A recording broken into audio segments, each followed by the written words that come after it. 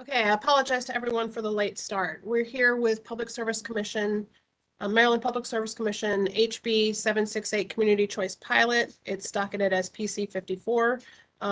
We're here for a weekly meeting. On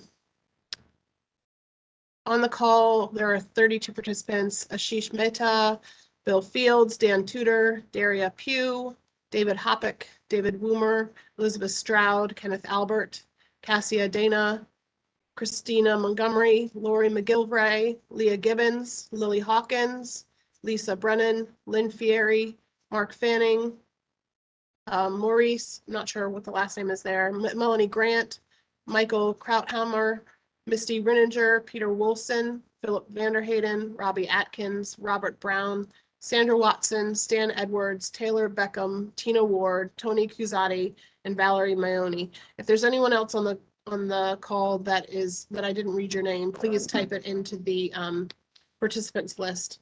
I'm getting some emails from others indicating that they're trying to get on the call, so we'll have some additional folks joining in. And at this point, I would turn it over to staff, and I will attempt to share staff's document. All right. Good afternoon, everyone. This is Phil Vanderhayden from staff. What I think we're planning to do today is to go over the enrollment strawman document that we sent out, so that Judge Grace, if that's the document we can put up, that would be what we need to talk about first. I'm going to try to pull it up unless you can do it faster, but it should just take me a second. Okay, why don't you go ahead then. While you're doing that, I just did want to talk a little bit about the feedback. So for the billing strawman that we did at the last meeting, I'm not sure if we had asked for a specific date for feedback on that, but to my knowledge, staff has not gotten any feedback. And Judge Grace, if you have not received any, rather than just assume that means everybody loves it, because I think there were a couple more things in there we wanted to hear back from folks with some of the details. But just generally, we're assuming this means that folks are pretty much okay with it. But if we could establish next Wednesday, February 9th, as a date by which we could have some written feedback in an email, back to the mailing list or to Judge Grace, if that would work, so we can try and lock that down. So we would propose to get some feedback there, and then if there's any additional discussion, we'll handle that on our February 15th meeting. For today, we're going to go over the straw man, and there are some details that we need to still resolve regarding the enrollment process. So we will probably be looking for, subject to any changes, an enrollment feedback on by February 23rd, which I think is the Wednesday after the 15th. And that sort of puts us in a mode where for our March 1st meeting, which would be 3 meetings, well, 2 more plus today, we would be looking for finalizing our, whatever approach we're able to kind of prepare the documentation for. And that probably doesn't mean implementation details that would get into some of the actual business process flow, but we have most of the stuff worked out, and we would need to lock that down. So Judge Grace, does that work pretty well in terms of what you had expectations on? Yes, sir, absolutely. And Stan Edwards has raised his hand. Okay. Thank you, Judge Grace. Hi, Phil. Just a question about the billing. Were there specific aspects of the proposal that you wanted us to comment on, or you're looking for a general? Because it seemed to me the discussion was kind of laying out how the process sort of works, but I don't recall any specific decision points, but maybe I missed it. So there are some. I mean, it is kind of a general process that doesn't get into the details of the process flow, but I think that's because what we're trying to do here is use the existing consolidated billing process that the utilities use now. So we probably need to fix some issues, not fix, but we need to establish, like, if we're going to use consolidated billing like this, there needs to be development of a POR rate. I think we have the idea that the POR for the CCA might be different, probably has to be different because there's going to be different numbers coming in. And then we need to, I don't know that we need to resolve it in terms of numerically now, but if there is to be some uncollected costs associated with the POR discount rate, there was some discussion, and I don't recall precisely where it all ended. We might need to figure out how much of the existing standard offer service uncollected balances that pre-exist the establishment of the CCA, how much of that comes across and is recovered through the CCA. So there's a couple of details in there, and so I think we're looking for a kind of a general response, and if there's something in particular, if that's either not described well enough in the straw man and you have some additional questions, we certainly want to try to reach, get everybody on the same page about those. But otherwise, if there's something in there that you would disagree with, like, for example, if there's objections to anything that's been proposed, we sort of, I don't think other than our discussion, I don't think we know that there's a lot of objections to what has been sort of laid out there. So just, read through it. If something doesn't make sense, maybe reach out to staff as well so that we can try to revise it or provide some clarity and then send something back out. But I think we're just looking for a written response so that we kind of have everybody's positions, fairly well described based on that document that you have now. Does that make? Sure. Yeah. Okay. Thanks. We'll look at it again and we'll provide a written response. I think in general, the county's view is the same as it's been sort of throughout this process, in that we want to balance so that everybody is, that no one is adversely affected in a unreasonable way by the establishment of CCA. But we'll look at it and ask any questions we have and give you our general thoughts. Thanks for your help. Okay. All right. And then so that's for February 9th, and then we'll put out I guess we'll send an email out with some of these with some of these dates in it so folks can see it. Try and get that out after today's meeting. And then well, I think we've got an initial approach to enrollment, and I'll get started on that in just a second. Worked out for the transition phase, getting everybody started. So it would be great if we could get a little bit of feedback for that as early as next week, if that's helpful, but for sure by the 23rd. And then I think and we'll go into this in our discussion, I think we have some things we need to work out about the post-transition enrollments, so the everyday enrollments that will occur once the CCA is up and running. So we'll also, that I think we're going to try to develop that a little bit further and put out some revisions to the straw man for the meeting on prior to the meeting of the 15th. So we'll have to get that out next week.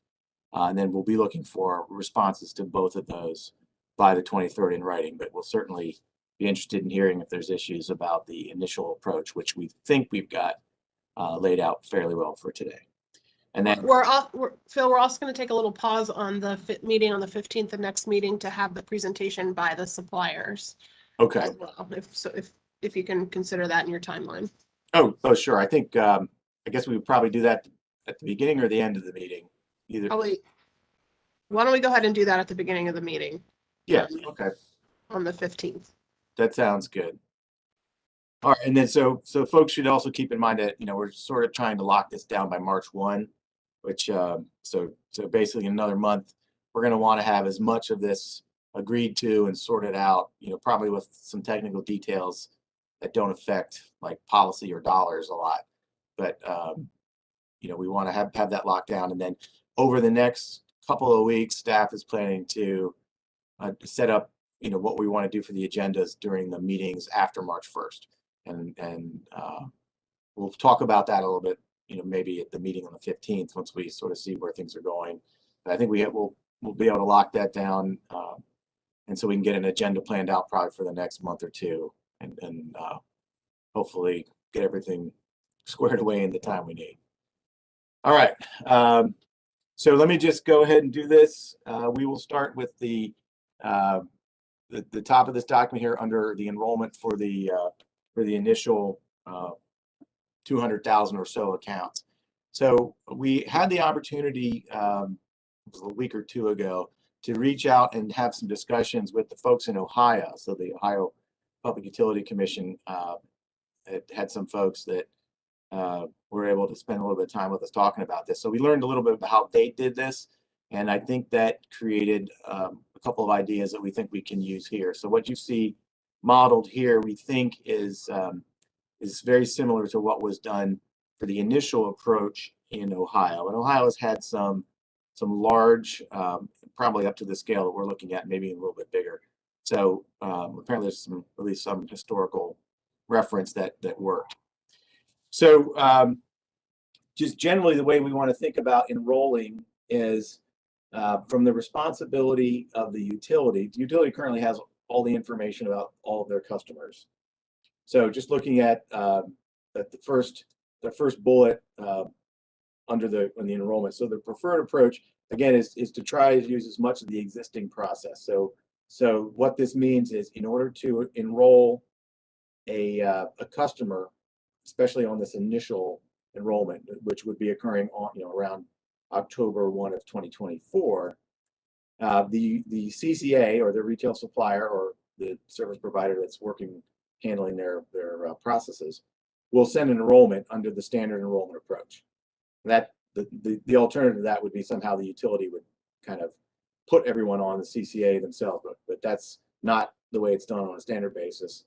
And the way it worked out in Ohio is they basically had the CCA or their retail supplier send enrollments the way it's normally done for every retail choice supplier in the program. So we would do something very similar. Now, in order to send that enrollment, you need to know the customer's information, so name and address, but it's specifically you need an account number or a retail choice ID, depending on how the utility does that. So all that information has to get from the utility to the CCA. And so we are envisioning that the process by which that would happen was that at some point prior to, how far in advance, we don't know, because obviously you probably want to have pretty current information. But let's say within like definitely within a month, or maybe, with a process that would update itself over the last couple of weeks before the start date. I don't think we need that technical detail just yet. The utility will essentially send all customer account information to the CCA. And this would include both customers that are on standard offer service and customers that take retail choice. And that's all customers. And I'm sure they would group that in some type of a batch file that would be transmitted securely in some way, and hopefully it would be identified, specific to each rate class that we're dealing with. So we'd probably a big chunk of residential customers, and then smaller proportions for the customers that are in small commercial. And again, the only sorting that I guess we're reviewing that the utilities would do is that you'd be identifying customer accounts that are within Montgomery County. So that would require some work on the utilities process, but you would be sending everything that's eligible. The reason that's being done is because I think we're reading the requirements of the law is that the CCA has to provide notice to all the residents. And so the only way to do that is to send that sort of information to all customers, even though the ones that are currently on retail choice would not be defaulted into the CCA. You'd still have to find a way to notify them. So that's what we're proposing. Is there a question? Hey, Phil.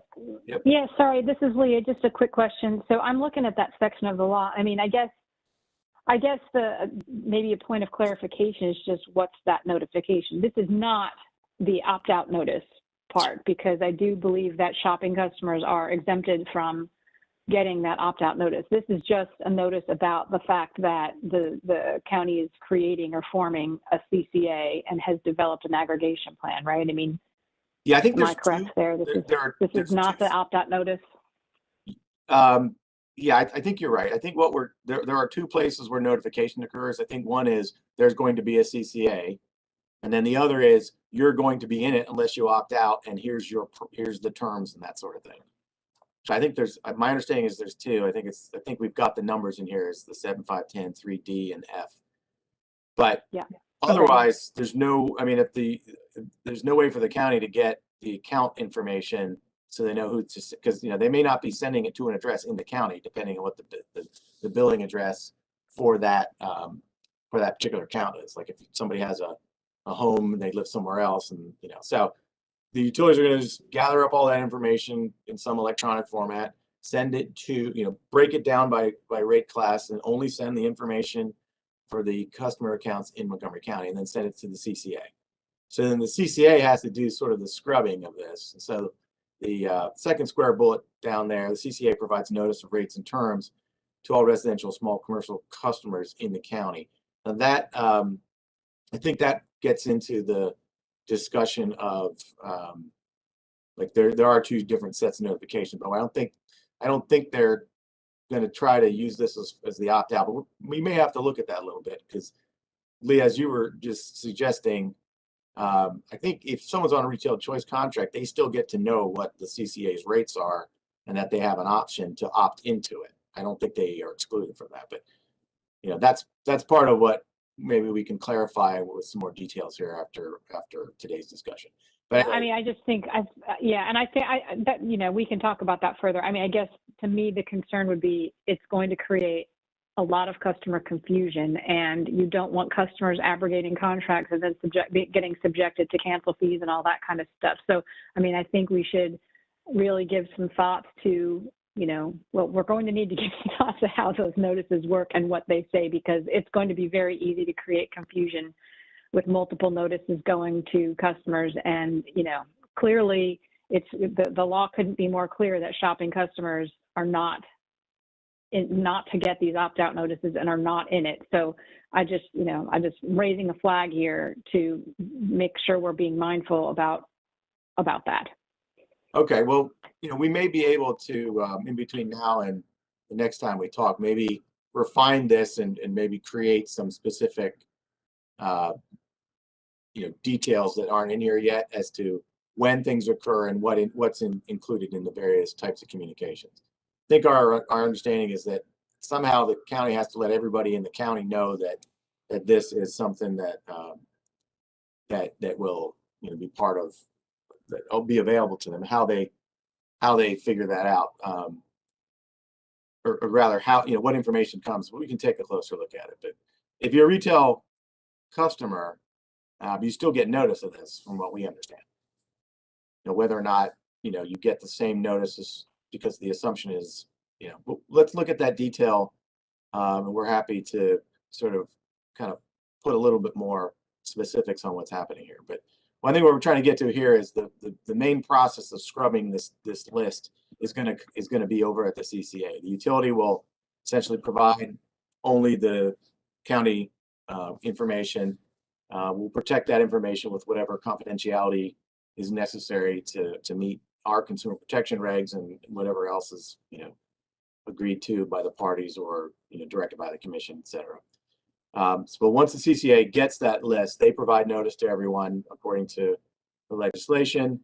And then I believe that's kind of an initial notice. And then there's something that will happen later on when they're being informed, hey, you're being opted into this. And you know, this is what you're going to pay. And this is how you can, you know, please respond in one of the ways that it lays out in that one paragraph that has a couple of different options there. So the CCA then, I'm kind of down on, oh, go ahead, Stan. Yeah. Oh, sorry.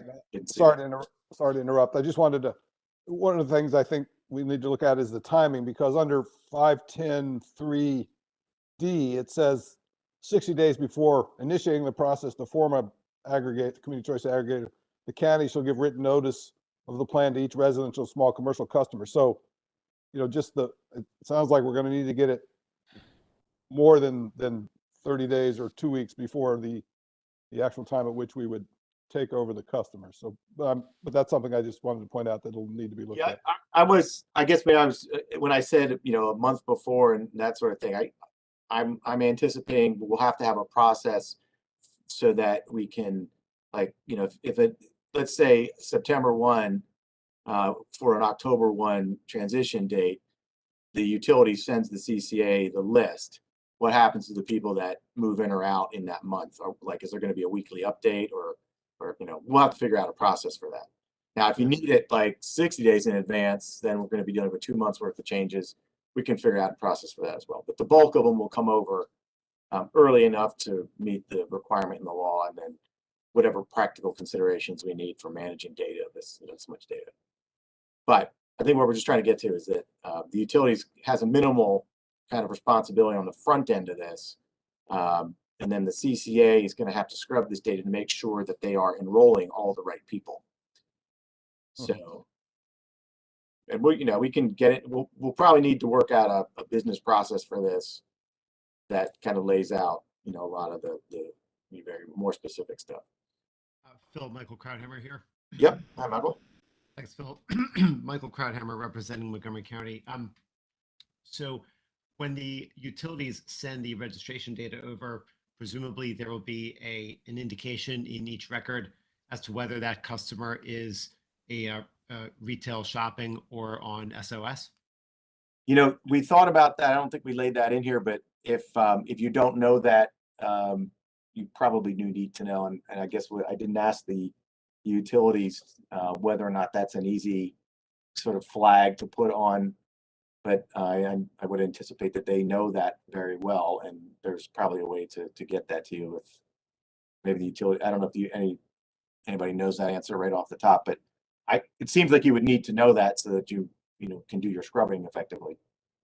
Yeah, this is Robbie for PHI. We can provide that. That's fine. Okay, Michael, does that answer your question? Yes, that's very helpful. Thank you. Great.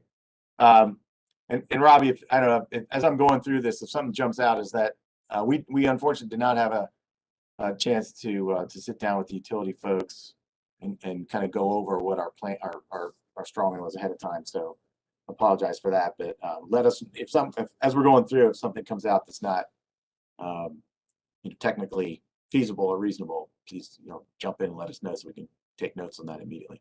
Well, since you brought it up, the one part about providing this information multiple times, I mean, for us, this is probably going to be like a manual process at some point, and this is going to be very labor intensive to provide it, spot on whenever you need it, like every 60 days or 30 days. If you need historical usage to go with it, I mean, this is going to be very, very cumbersome for us to provide, sort of like real-time data for you all. So you're talking about developing a list of all the customers within Montgomery County? The first time, correct, but then for those who move out or move in, if you all want us to refresh the list, again, that's like another running of the report, providing the information, a spreadsheet, whatever the format is going to be, is going to be pretty intensive for us to provide. Okay, well, I mean, we didn't necessarily try to dive into that, but if it's feasible to like establish, I don't know, let's say 30 days is a good number. I don't know if it is or not, but let's say 30 days before October 1 is when you want to build that list and send it over to the county, and then they basically will have plenty of time to do the scrubbing. They may not, because they may have more notice that they have to provide. I think maybe Stan, did you mention it was like 60 days or something? So they may need that initial list 60 days beforehand. So what do we do with customers that change their status, either drop out of retail choice, move into the service territory? Do we just say that anyone who is not eligible as of, say, August 1 will be handled with the process that occurs after, and maybe they'll be gathered up and then they'll be sort of swept in at some later date, or is some sort of weekly adjust. Sounds like maybe you're saying weekly's kind of too difficult to do. Too It's much, an annual yes. process. All right, Yep. so one of the things that maybe you could think about for us is how soon before October 1, this is maybe for the county, how soon before October 1 do you want the list? And it sounds like there's some notice provisions that have to be involved there. And then what do we do for folks that change their status in between when the list is provided and, well, just after the list is provided, really, because once October 1 hits, and if you're eligible but you haven't been notified yet because you became eligible after the list, we'll probably just develop a process where you default. Let me just hold that thought, because I think this will get to some of the discussion about what we're going to do after the initial transition happens. And there may be some way to sort of treat everybody after the list is provided as if they've moved into the service territory after the transition started. And that might simplify how we deal with it. Phil, I think we're going to need it significantly before the initiation date of taking over load, because we have to have customer communication under the law. We have to provide customers with a notice. I think I'll have to go back and look at the details I'm looking at now, but before we even adopt a local law that approves the CCA, and that process takes some time. So it wouldn't surprise me if we need that data a year ahead of time or something, so we can start the communication. But right. Well, I'd want to fix on that date. But well, and that maybe let's take a look at that when you do the feedback here. Like, see if you can kind of give us a heads up there. It possibly and I don't know if like it's two different sets of addresses. I don't know if, for example, like if the county has to provide notice when you're setting this up, you mail it to all the all the addresses, on the tax rolls in the county, and you just do that using your county process. And then when it comes time to actually inform someone who has an account that they're going to get swept in, or they're going to get opted into the CCA, maybe that's using the utilities contact list for all the accounts. We could talk about that or think about how you want to do that, and what's like if the county needed to, right now, if the county needed to communicate with, all of the ratepayers or all of the citizens in your jurisdiction, how would you do it? Do you, maybe we can talk about the best way to do that. yeah, and I guess the question is going to be, I think we're going to want to communicate, as you said, some customers may not even reside in the county. They may own the property, but reside elsewhere. I think, and again, we'll have to look at this, but I think we're going to want to make sure we're talking to customers, and then in the subsequent notifications, as you say, maybe figure out how to roll them in. Maybe if people move out or move in, they're missed in that original, but we're working off that list from our original communication. But again, it's something we'll have to look at and work together on, I think. Yeah. I mean, we're still sort of, hopefully we can get something accurate enough in the next 2 weeks, but I think we're just trying to.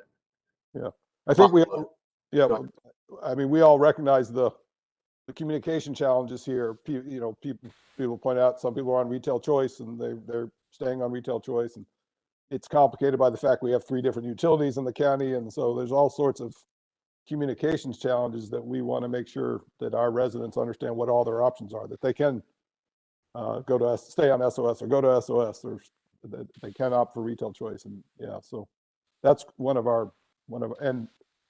and we have lots of it's a diverse county, lots of different populations we're communicating with. So for us, I think communication is going to be one of our key things. So having as much notice as possible to our customers is going to be important. But okay, well, yeah. I think the 2 places that we've cited here, I think we got this right. 7510D requires full notification to all customers, and then 7-510-3 is notice of rates and terms. So maybe those are the same list, maybe that's a different list. Let's take a look at that and see what it says, and then we can kind of figure that out. All right, well, let me just keep rolling here. So I think when looking at the second square bullet where it says the CCA provides notice of rates and terms, that's a notice. And then based on the response to that notice, which I think this is where you're notifying the customer and sort of tells them, look, you can tell us what you want to do. If you do nothing, we're going to put you in this CCA. If you opt out or opt in, or tell us something different, I think those are the options.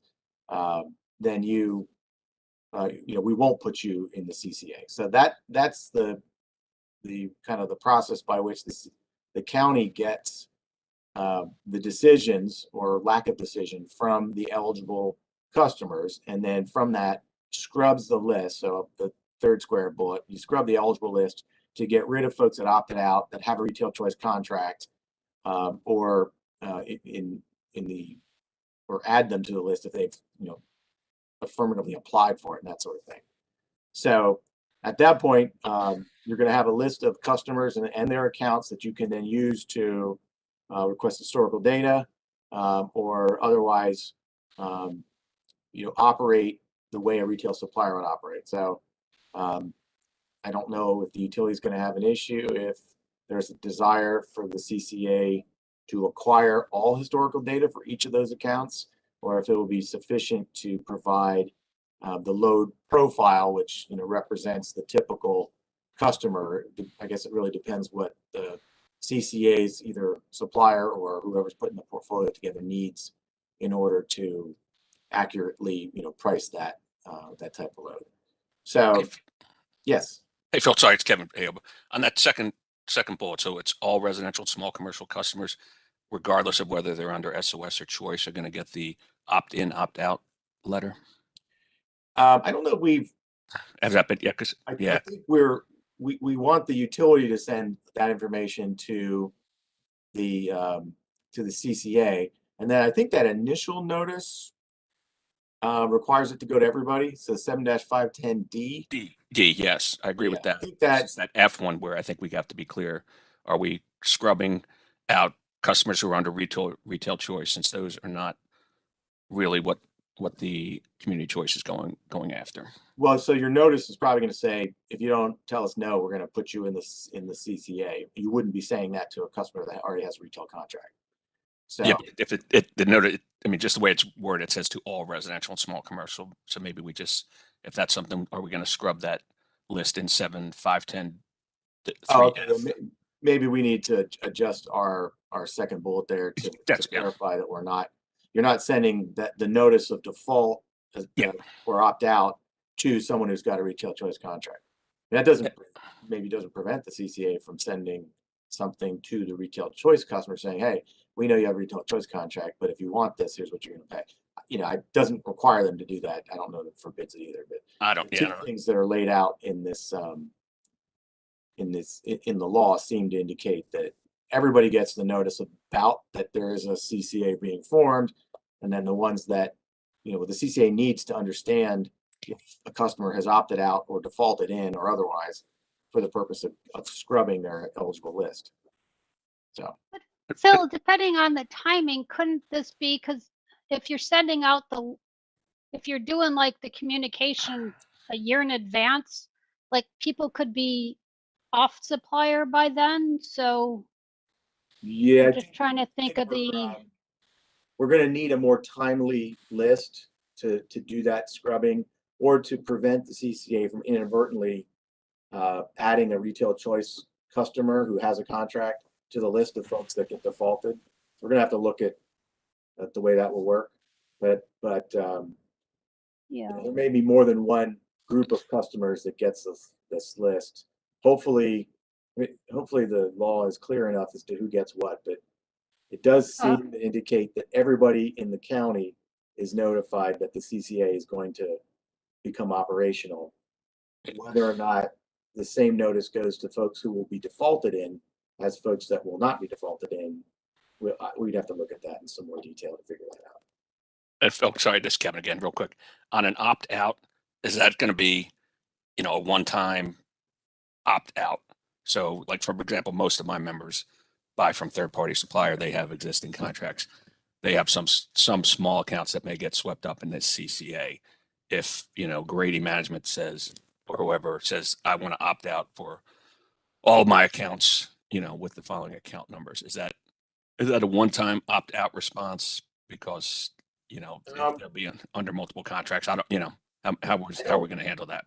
I don't know that it really talks about doing a secondary sort of like startup notice. I think maybe we were not thinking of making that an element where, like, every year anyone who's on SOS would sort of have to opt out again. Okay. To be like a one-time deal. But then we got to think about a retail contract. So if I'm under a retail contract in July of 2024 that goes through June of 2025, just as if my retail contract comes off and I inadvertently don't renew, or the utility drops me. Yeah, well, then you're going to default. It looks like, and whether or not you get a notice at that point, I don't know. That's going to be, that's a big education, please. It does say that if you default, so this is now the new default service from Montgomery County. So if you would have defaulted to SOS, now you're going to default to this. When you default to SOS, do you get a notice? I don't know the answer to that. So, but I mean, it wouldn't necessarily be unreasonable. Probably the You utility. get a notice, yeah. But yeah, just something to think about. Yeah, I don't think it said. I don't think it talked about that, but we should, you know, identify what happens when, and figure that out. Right, that level of detail is not in this. Yeah, no worries. Thanks.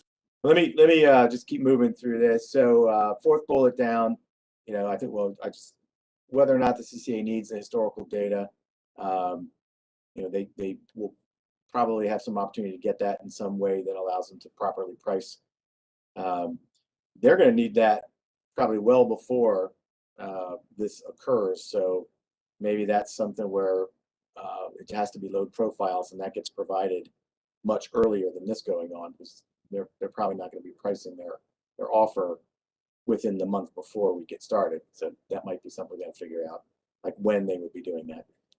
And then the last bullet, this is just saying we are going to limit the enrollments that the CCAs are going to send to 10,000 accounts per day. And that's simply done to prevent the utilities system to, you know, be able to manage 10,000 accounts, which more or less gets the whole thing done in 20 or so business days, which, you know, in a month the transition occurs. All right. Question, Phil. Yep, please. Sorry to interrupt. This is Misty with First Energy. Yep. About the last bullet back with the getting the data in a non-EDI manner for the historical. That does raise a concern for us, given that we do offer for suppliers. Is that something that we would revisit then to maybe say, hey, we could do this in a supplier manner, or that they could get the data the same way that suppliers do? So we have a portal right now is kind of where we were looking. Is that something that we would want to maybe think of them pulling data in the way that suppliers do, I think instead of a manual manner? I think generally the answer to that would be yes. We are not trying to, so like if you go up to the top bullet, we're trying to use as much of the existing enrollment process as possible. So if you currently provide historical data to retail suppliers and you have a system that's set up and that's using you know, a process, either one of the EDI transactions or something else, we'd probably want to use that. And that's our first kind of cut at it, is to not build anything new for this that we don't need. Does that answer your question? Yeah, we just don't want to reinvent the wheel. You know, we definitely have that EDI right now working for us. We kind of would rather go that route. Okay, yeah. I mean, I think we would be tailoring this to the extent that it, you know, doesn't create problems for the CCA or the utility. That would be the best way to go. But again, we're not at that level of specific detail to each utility here, but that's why I think that's a may. But you know, we'll look at that, and please make a note of that if that is a concern you have, so we can incorporate that into any revisions we make. Understood. Thank you. Yep, no problem. All right, so the next big, you know, round bullet that says 10,000 accounts per day. So we're just to kind of put a number on it. It looks like for PEPCO this would be done in 20 business days. For BG&E and PE, it looks like just a few days, and maybe there's some other adjustments that are mutually agreeable to kind of make that, you know, work as best as possible. And then you know, this is probably a technical detail that we don't need to work out precisely just yet, but if we're trying to make enrollments effective on October 1, that's a Sunday in 2024.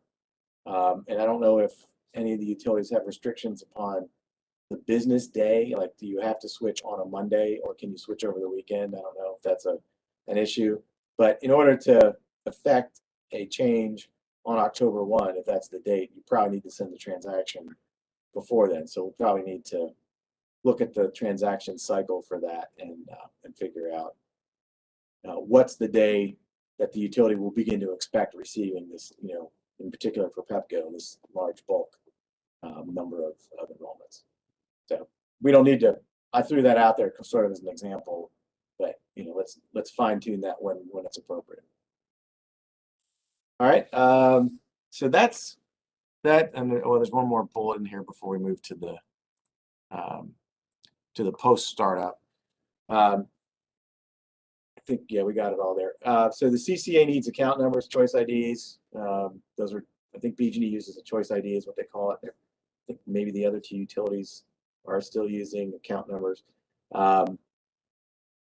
In order to identify the accounts, the index that's been used, I guess, forever is either the account number or the choice ID. So if that choice ID is wrong, I think most utilities systems will identify a bad number, and you just, I don't know if like they're sequential in a way that could allow. So, you know, there's probably something we'll need to, especially with the volume, we'll probably need to think about any error processing that will occur as part of this, if it doesn't fit into the standard, you know, approach to managing that.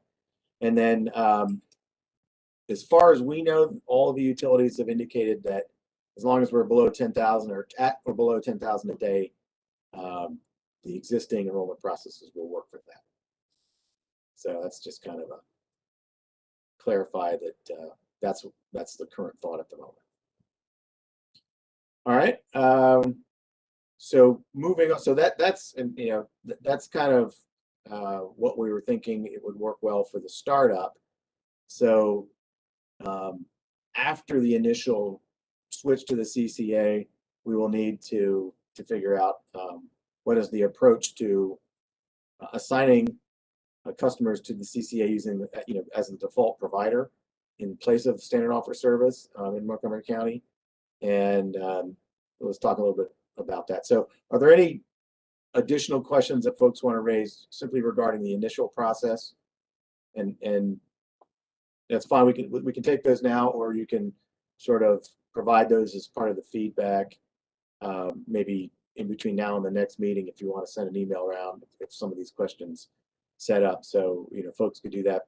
So the actual feedback, I think we asked for the billing for February 9th and for the enrollment process by February 23. But if you have a question, please send that like by the middle of next week so we can try to work that into our discussion for the 15th.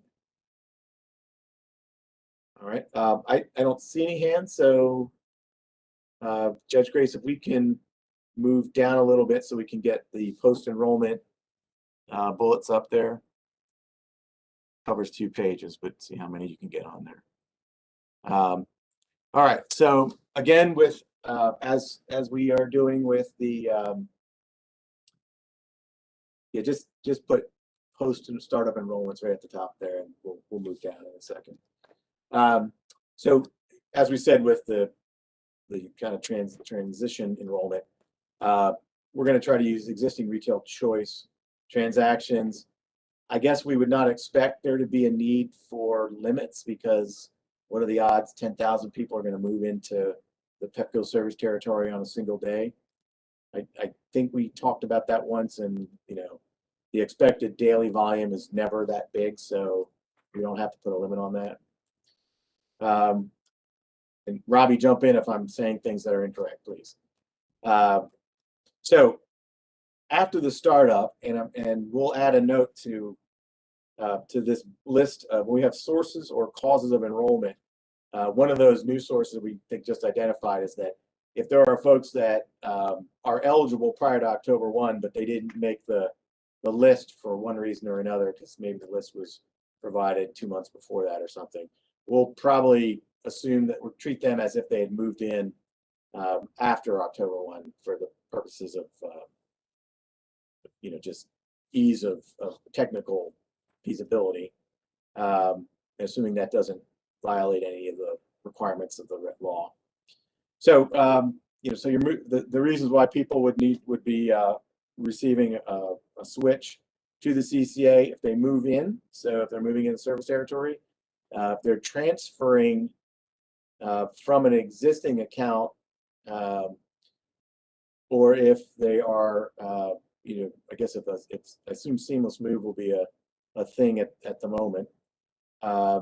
if they are dropping SOS and they request the CCA, I guess if they drop from SOS and don't request the CCA, the only place they can go is the CCA unless they've switched. If they drop from retail choice, and then they are otherwise, they wouldn't be assigned to SOS unless they request it. And I don't know if we actually have a way to allow them to signal a request for SOS based on a drop. And then, as was just mentioned, if they drop because their contract ended, then they get assigned to the CCA. So I think there may be more permutations of what could happen here, but all this is doing is saying CCA is the new default service for the customers in Montgomery County service territory. So these are the 5 or 6 now different ways that the utility would have to kind of process a switch to the CCA. So I thought we had this. This seemed like it might be something that was a little more straightforward, but now that we've sort of figured out what it's going to look like for the customers when they transition, what I need to understand, and I'll maybe ask the utility folks to comment on this. If a customer moves into the service territory, is it possible?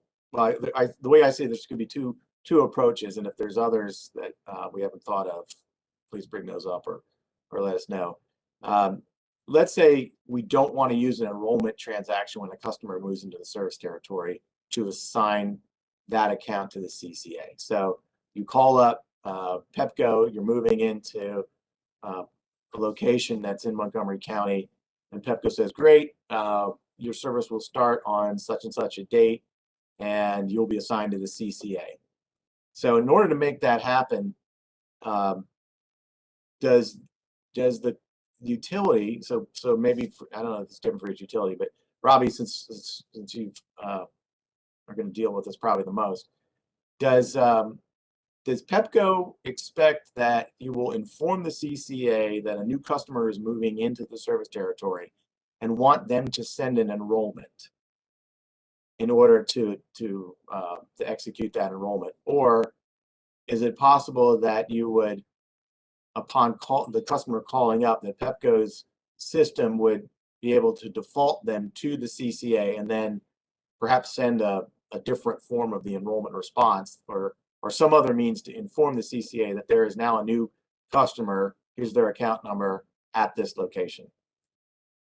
Robbie or one of the other? That's a good question. I'm assuming this is going to be like an instant connect scenario, and I'm not really sure how that process works since we don't have that currently. Okay. But it seems to me that we do need some kind of communication back and forth with the supplier to let them know that, hey, this customer is now being served under the CCA or whoever the third-party supplier is for the CCA. Okay, and we didn't have a chance to sit down and talk with you about this, so we didn't really have a good way to describe what the best way to do it. So please think about that a little bit. Let us know. Robbie, do you know, is there a deadline? Like how many days? Like if I want to move in tomorrow, can I just call Pepco and say I'm moving in tomorrow, or do you have to? Is there a certain number of days that you need them to tell you in advance? For a customer just to move into the area, period, to say, hey, I moved into Montgomery County, at least they can call me today and say that they moved in today. Okay. Yeah. So that wouldn't be any sort of time that would allow you to say, okay, hang on one second, we got to send notice to the CCA and they're going to send us an enrollment. In order to effectuate them starting, on that day and you assigning them to the CCA, at least in advance of that, you would just need to be able to say, all right, we're going to default you to the CCA and we're going to tell the CCA, as soon as possible. Right? So that sort of eliminates the ability to use an enrollment to trigger that in your system. You're just going to have something that does it on its own. Again, we haven't really discussed that, so I can't even begin to provide you with any information of how it's going to work. Okay. That's yes. Hey Phil, this is Leah. Just a quick note on this. I mean, I think to me this whole question of instant connect is like its own issue. I mean, to Robbie's point, I mean, no work group has put thought to that too much yet. I mean, absent the PC44 group that actually did consider instant connects a couple of years ago. But I think, you and I talked a couple of months ago about the fact that, we do have another work group that was working on seamless moves and at one point was working on Instant Connects. And I personally do think that this whole topic of Instant Connect does need to get addressed by that work group. And, to me, these are the kinds of questions that will get resolved, like what's the timing, right? Because not only are customers allowed to join the CCA as an Instant Connect, they will also be allowed to opt out and join a retail supplier on an Instant Connect. So it's a broader question that, in the conversations at least that I've had with Joey, I do think that his work group intends to take up this issue as well. So because it's implicated here in the CCA law. So I do really think that for this particular question, we should be thinking of, I don't want to say punting, but at least pushing it over potentially to Joey's group so that that group can focus solely on that. And obviously we'll all have the CCA construct in our minds as we talk about how to make Instant Connect work. I agree. Is there a requirement to develop Instant Connects that exists outside of what is required by the CCA law? No, I think that the CCA law is the thing that implicates Instant Connects generally. So, yes, I know there's nothing else. I think it is the CCA law that says, a customer can choose a supplier or the CCA as at the time of move-in. Okay. Or choose that, or choose SOS. Yep. Yes, exactly. Yeah, exactly. There's three Right. choices. Has it been discussed over there that by building Instant Connect for the purpose of complying with the CCA law, does that mean that sort of piggybacking on top of that, and there's a windfall, but does that mean it's going to happen for retail choice as well? Sort of everyone's in agreement that we might as well build it for that, or is that something that has to be decided? No, I think, I certainly agree that it needs to be for that, because if you look at the rules, I mean, even in the CCA law itself, it says a customer may choose a supplier too. So that's a way of opting out. So clearly, it has to be for all retail choice customers. Okay, well, Just to be clear though, we have not had any discussion whatsoever about Instant Connects in Joey's group. We have not. We have a couple of years. Yeah. okay. Do we have a different timeline than that group does? Because they have to get Seamless Move built for the summer of 22, right? For July 1? Correct. Yeah, they do. And that's, I think that work is pretty well moving down the path. I think the discussions that, at least I know we had one discussion in that work group where Joey acknowledged the CCA group and the need for Instant Connect. So I think his intention is to turn that group's attention to that in time to have it implemented for this timeline, for the CCA timeline. But it's a longer timeline than the Seamless Moves timeline. So they're not going to try to build Seamless Move and Instant Connect at the same time and have them both in effect for July 1. No, we cannot. That's right. Yeah. Nope.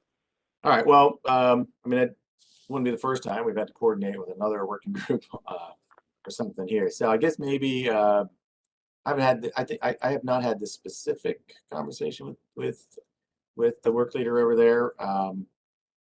So yeah, there's no need to, bog us down with something that the other group can handle, but we will have to make sure that the business processes and all the programming will be in effect, because we don't have there's a legislative deadline to make this work that, so I think that, I'm sure they understand that if they're looking at it. So. Yeah, I think Joey completely is aware of that. So to my mind, at least, there's not an issue. I think it's really one more of coordination. And, as long as there's acknowledgement that that group is going to develop the Instant Connect procedures and business rules that will keep in mind the requirements under this work group's mandate, and it's done on time, to me, it's just more a matter of, being coordinated and having clear communication. Okay.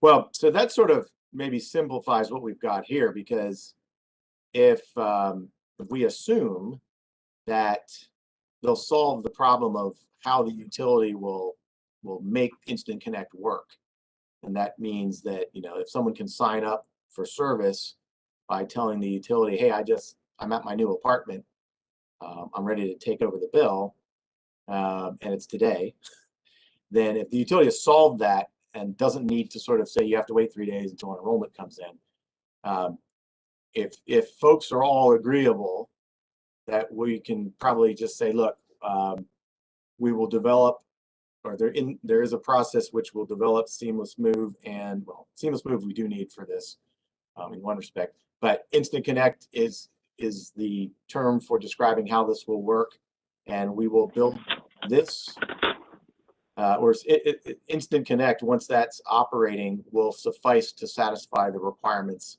of the CCA law for the purposes of defaulting new customers into the service territory, right? So basically, a simplifying assumption here would be this will work however Instant Connect works everywhere else in the service territory. And that means that the folks who are over in that work group, figuring that out, you will have to build Instant Connect such that it complies with this law, or otherwise, everyone in this group who's depending on that law to sort of play out the way they expect will have to be in agreement that whatever is worked out in the seamless move group. So I don't know if that creates a problem for example, the folks in the county, because now you may have to monitor what's going on in that other work group as well, or if it's sufficient to say it will be the obligation of, as long as we're operating using Instant Connect, we're in good shape. So that would be great because it'll simplify these assumptions here. We'll just basically say move in, we'll work using the Instant Connect approach to, that's currently in operation in the utility. But that should probably mean that everyone who's in that other group is under the understanding that the utility will be able to affect an enrollment, on the same day a customer moves in, the way they do it now for standard offer service, for example.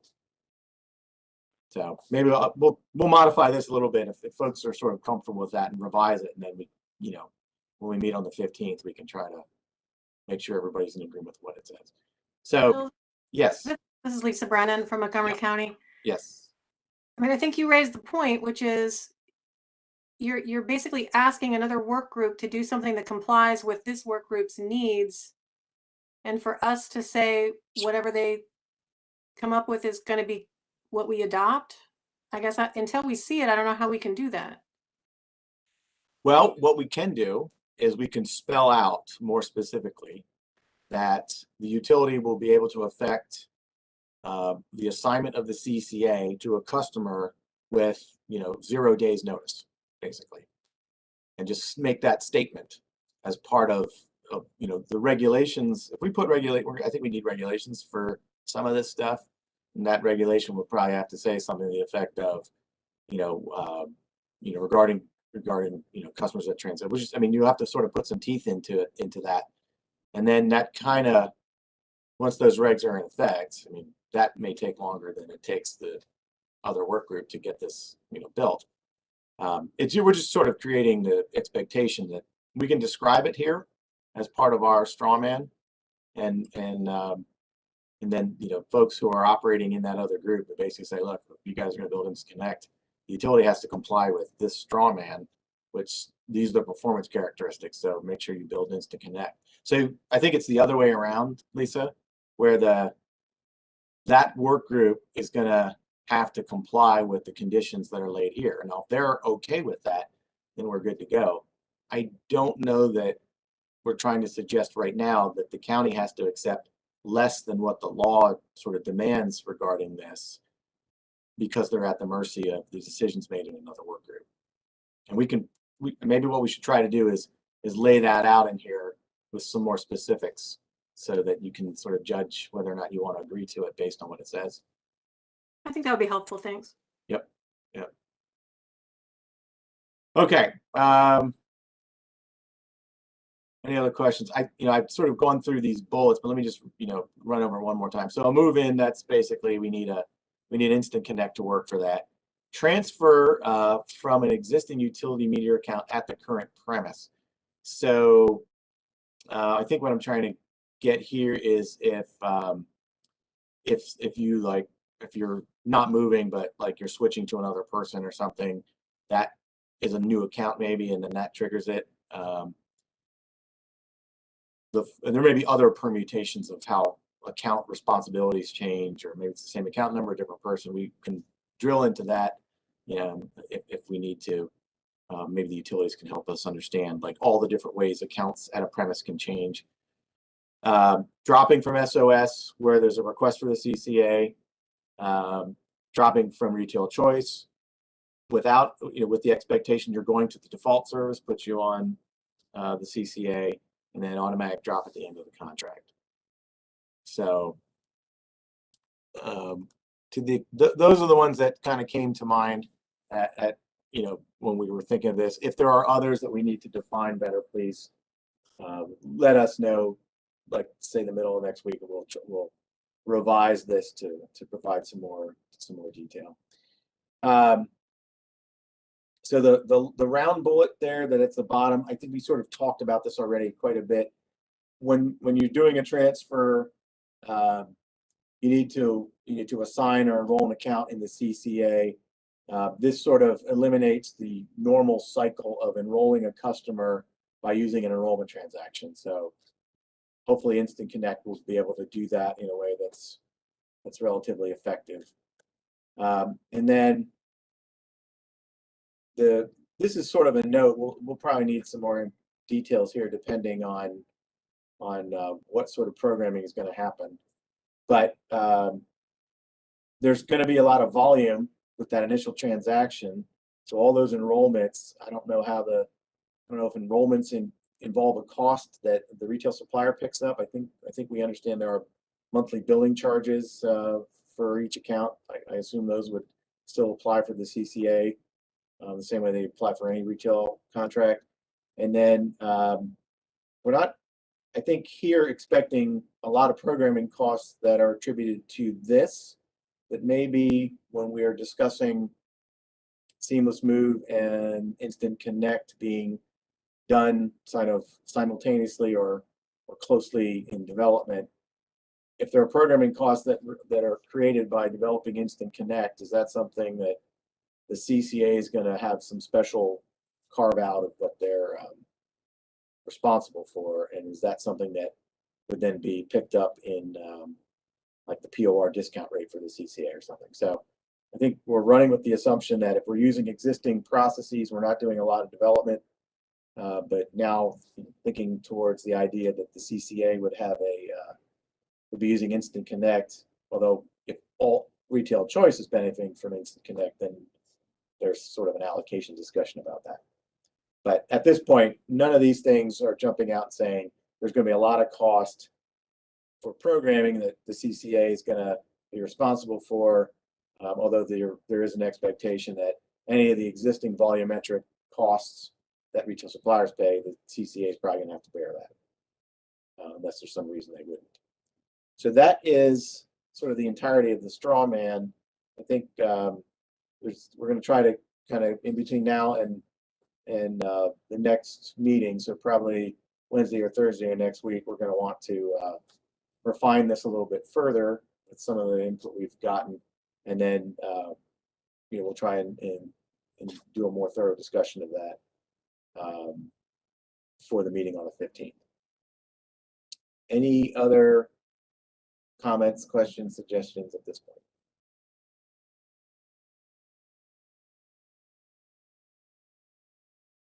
All right. So if there aren't any of those, is there anything that folks want to go back and go over the billing issues that we are asking folks to provide sort of written feedback on by February 9th? I mean, we can, since we have a little bit of time today, we can probably go over those. And I don't see hands and I don't hear anything, so I think we're in pretty good shape. Judge Grace, that is what we were planning to cover regarding the enrollment straw man.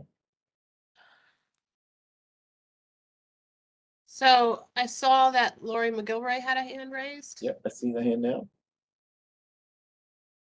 Go ahead, Lori. Thank you. I had sent some questions after our last meeting regarding billing. I think some of the questions were answered in terms of the ability of the utilities to provide account information or information about Montgomery County accounts for which there would be unpaid bills that are being proposed to roll into the CCA. But my other question was, as it regards how that actually works today when someone moves from SOS to a third-party retail supplier and leaves behind unpaid bills, that portion of the POR or the discount rate. So I can put my questions in the chat. Do you have can you put those in the chat? Yeah, so here was the second question that I don't feel was answered, or I didn't get an answer that I know of since I sent them on January 12th. All right, This is Kasia Dana from PEPCO. So for PEPCO currently, this outstanding AR balance would remain with SOS account. So we don't reallocate when customers transition between third party and SOS. But what's being proposed for the CCA would be to transition those to the CCA. I think that was what was discussed in the last meeting. So it does seem to raise an issue of parity or equity between what is currently the practice for retail suppliers and what is the proposal for CCA. Is it correct? No. Is it correct that there is a pre-existing when you switch to retail choice, your rates are subject to the discount rate, which already bears sort of the pre-existing uncollected costs. So a single customer or a small proportion of customers moving back and forth between SOS and retail choice, both of those currently have a portion of their bill either through the administrative charge for SOS or through the discount rate, which ultimately is reflected in customer bills by the retail supplier. Both of those have an uncollected component, so you don't move from one that you don't take that particular customer's uncollected cost because you don't really have a way to identify the specific one. But if that customer, their payment behavior in the new location will be reflected with their new balance. That is the case, right? There are sort of pre-existing uncollected expenses in both of SOS and in retail choice. That's correct. So Lori, I think the distinction that when we made that was that this would be sort of a big shift, and that's why there was a desire to sort of to take some of that or figure out what amount of that uncollected expense, because otherwise the folks in Prince George's County that remain, or anyone in Montgomery County that remains on SOS, would be trying to recover the balance of the pre-existing uncollected costs over a significantly smaller portion of revenue. But so that kind of raises my second question, which is if it is not possible to determine what portion of Montgomery County PEPCO customers are responsible for uncollected costs because you can't parse that, then how would that cost be assigned to the CCA? And then the second part of that is to ensure that there isn't somehow double counting on CCA customers whereby they are paying the past costs of uncollected collections that have carried from the SOS over to CCA, plus a rate that includes the future anticipated uncollected costs of the CCA. You see what I'm saying? It's double counting. Bill, this is Bev Sokor. Can yeah, go ahead, Bev. the the uncollectible costs aren't moving with anyone. It's really an exercise in looking at a percentage so that, again, because we wind up, the utilities are purchasing receivables, it's a question of when we purchase them, how much do we pay? You know, if you purchase a receivable, I purchase the receivable and the receivable is $100. There's an expectation that some amount of that is not going to get paid. And, you know, again, this is made up of lots of customers. All we're really doing is trying to figure out the average overall to say, well, you know, on average, you know, 99% of that is going to get paid. So we're going to pay you $99. You know, with our suppliers, we don't go supplier by supplier to figure out what, you know, their customers exactly. We're kind of looking at it from, you know, a global standpoint. And I thought that that was a possibility for CCA to say, okay, of these CCA customers, when we're taking the receivables and buying them to collect, how much do we pay out to Montgomery County or to your supplier?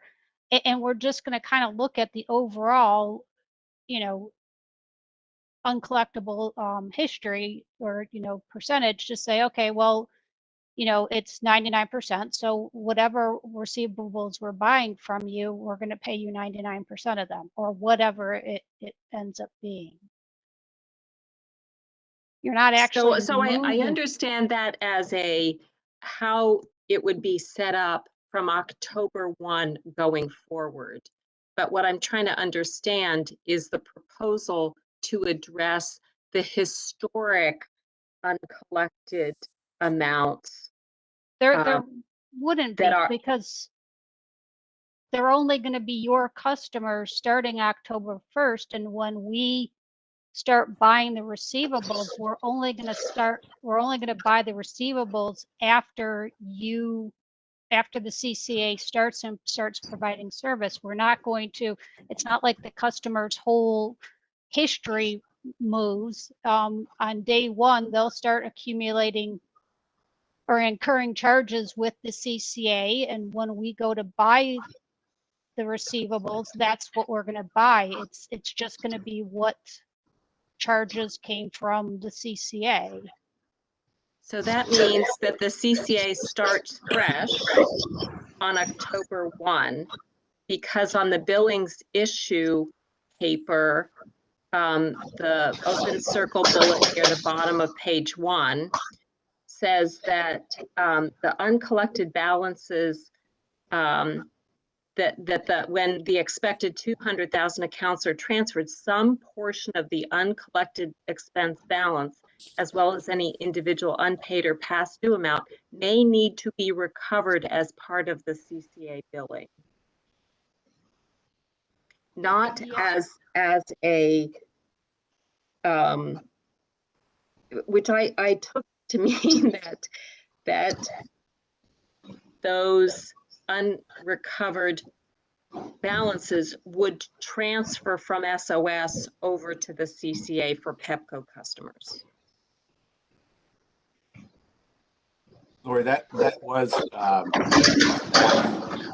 concern about managing the relative balances of the amounts that needed to be recovered through the SOS administrative charge, particularly for PEPCO. I think the scale of it is much more important with PEPCO than it would be with some of the other utilities, but it still may be important for Potomac Edison, depending.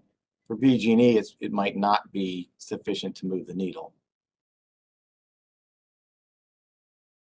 But I'm just trying to understand that if the purchase of receivables for PEPCO, if normally it would be, we're going to pay $97 on $100 because of a historical calculus for this uncollected balance, it is possible for the first year, because they are rolling in additional past uncollected balances that predate October 1, that then their purchase of receivables could be as low as $90 because it is basically paying off the past pre-October 1 amount. Dave Hoppett, can you check your mic there, please? We're getting some noise from you. Thank you. So yeah, I was gonna jump in, but yes, I do have a decent amount of background noise. So Oh, okay.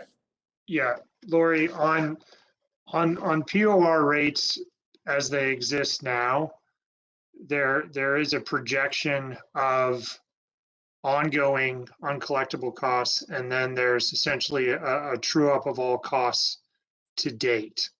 And so if there is an outstanding balance, you're paying that off, but you're also anticipating what your unpaid balance is going to be in the future. But you know, it's truing up over time such that everyone is essentially made whole.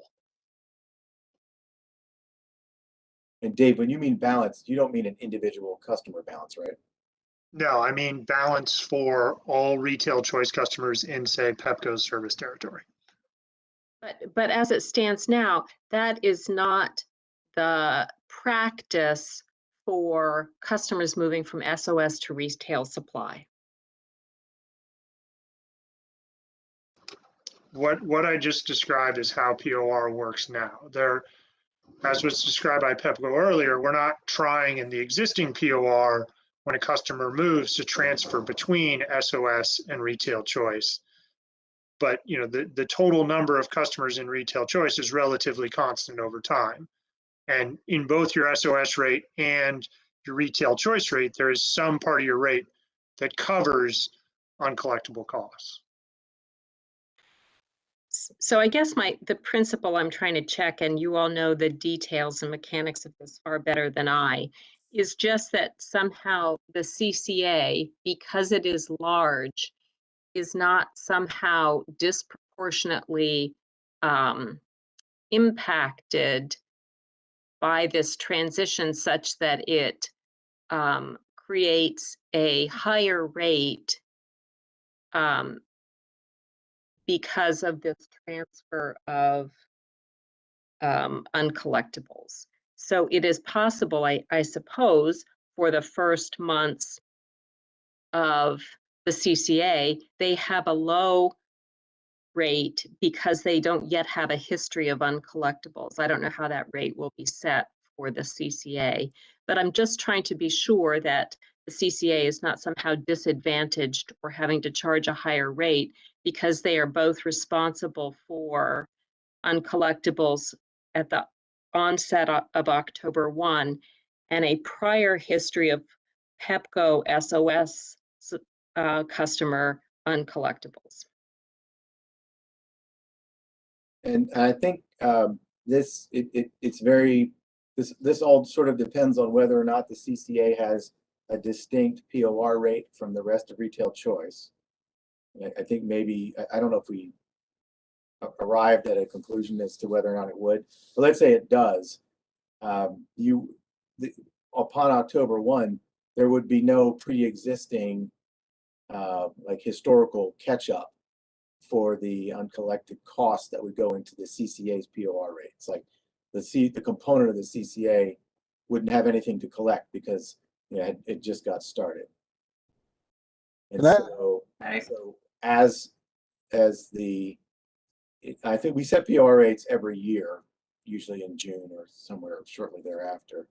So over some period of time, the actual experience with uncollected costs would create that history, but it would start if we did nothing and did not transfer any balances that reflected something that was supposed to have been collected through the SOS administrative charge, which is where they collect their uncollected costs for those customers, as not individually but in general. If nothing was transferred, then the first year's POR rate for the CCA would be artificially low and would again get larger on the first, when that initial experience was developed, whether or not it would change, radically, because it's typically relatively small as a percentage of the total amount of billed revenue. I think what we're talking about is sort of populating that uncollected cost with something that reflects the uncollected experience from from Prince George's County and Montgomery County together. I don't think we're trying to disadvantage the CCA, but we're trying to sort of prevent twice as much, for example, uncollected cost that would then have to be collected from the remaining SOS customers in both Prince George's and Montgomery County. Phil, can I? Yep. Stan, can I? If I got that correct, go ahead, Stan. Can I just maybe state this in a different way, that at least the way I think about it provides some clarity? What all customers pay something to account for those customers that don't pay, whether you're SOS or retail or the CCA, everybody's going to have to pay something to account for customers that don't pay their bills. That's right. And I think what Lori's trying to make sure is that CCA customers are not paying anything disproportionate to what other customers are paying. I think that's the simplest way to say Yep. it. That's what I hear. I hear you saying, I think, and the mechanics of how that works is maybe we need to figure out, but that's the goal that we're trying to achieve.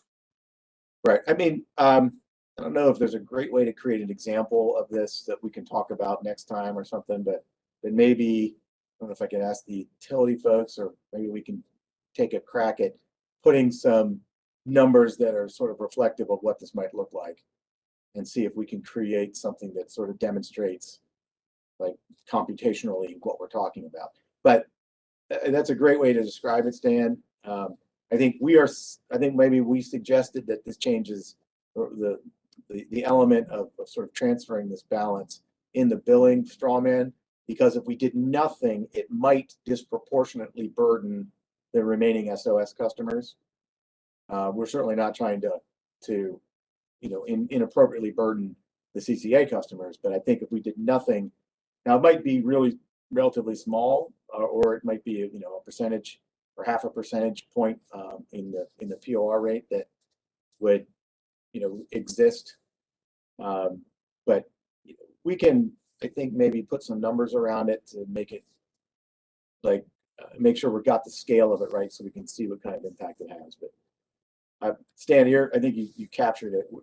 I think that's what Lori's trying to get to, is making sure we're not doing something that's going to unfairly burden the CCA. And I think staff was sort of noting that if we don't do anything, it might burden the remaining SOS customers. We just want to make sure that was kind of figured out. Thank you. And again, it's not Montgomery County's intent to harm other customers. We want this to be spread so that all customers are treated fairly. So I appreciate that. Thank you. Lori, regarding your second question there, I think you were asking, is there a way to figure out, what the relative proportions of uncollected revenue are between Prince George's County and Montgomery County, just sort of as a rough cut at splitting it? Is that what you were trying to get at? Yeah, so I think, the question's been answered here, and this discussion has been really helpful. So I appreciate everyone's patience with having it. That, it may be small enough and kind of de minimis difference in what's uncollected Montgomery versus Prince George's. I just thought having the data might be helpful in providing that historical look to the CCA as it thinks about setting its discount rate. But what you've said is that basically that data will be built up over time for the CCA itself after October 1st, 2024, just by creating its own history. And so maybe having that historical look back for Montgomery County data from PEPCO may or may not be that helpful. But I do appreciate this discussion, and I have a better sense of how things could work. Okay. It strikes me as that, like, it's a little easy to conceptualize why this is an issue with PEPCO because of the scale of it. I don't know if the same assumptions work for First Energy or Potomac Edison and BG&E, but maybe I can ask the utilities to think about this a little bit, and maybe we can see if they can help us with what some of these numbers look like in terms of the amount of uncollected costs, if there's a way to identify, sort of based on the county jurisdictions, is there a distinction that we can see that it's different enough to be something we would have to be concerned about? But that much being said, if we are running with the billing strawman the way it's written, we will probably need to calculate whether or not we're going to sort of shift recovery of any of the pre-existing SOS uncollected balances through transferring it to an account where it would get recovered through the POR mechanism once the CCA is established. So if we're going to do it, we're certainly going to need to know what that number looks like. So that might be something we have a little bit of time to figure out, but maybe if the utility folks have an idea of it, we can ask them to develop that. So I'll write that It would down. also be helpful, Phil, to know if the order of magnitude for BG&E and Potomac Edison is comparable to that for retail suppliers now, so that, you know, whatever is standard practice for a retail supplier for small number of account transfers would be analogous treatment for the CCA. Okay. I'm not sure I understand the question there. Well, I think what BG&E said is that currently they do not transfer when someone moves from SOS to a retail supplier. They do not transfer the uncollected offset to the retail supplier.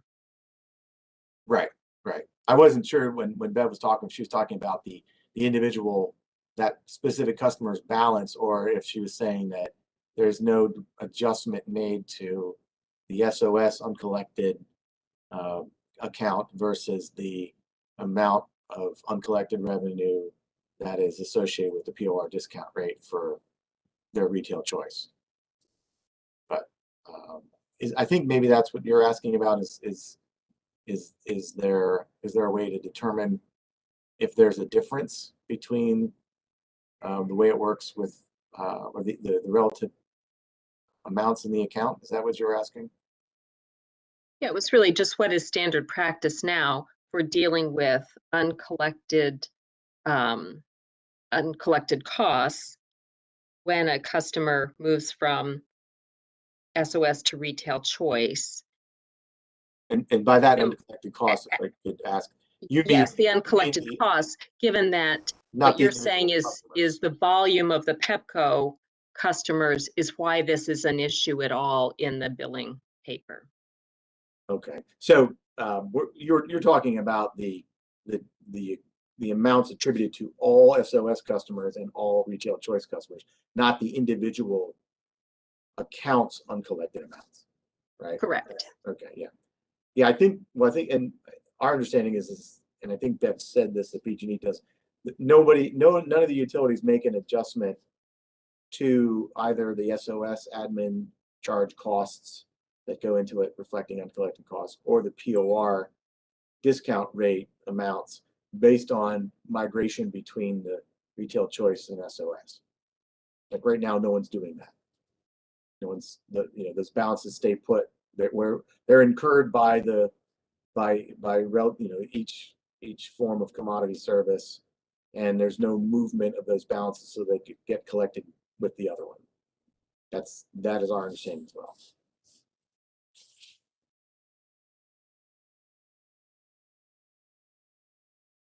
Just to be clear, I mean, at the end of the day, the customer is responsible for paying the bill. Again, it's just because, when we're purchasing receivables, it's how much when we can't, it's not feasible to just, actually turn over to the supplier or to the CCA exactly what we get from the customer. You have to make assumptions and use averages. So it's figuring out how much, you're going to pay them, what the discount level is. Is it, 97 cents on a dollar? Is it 99?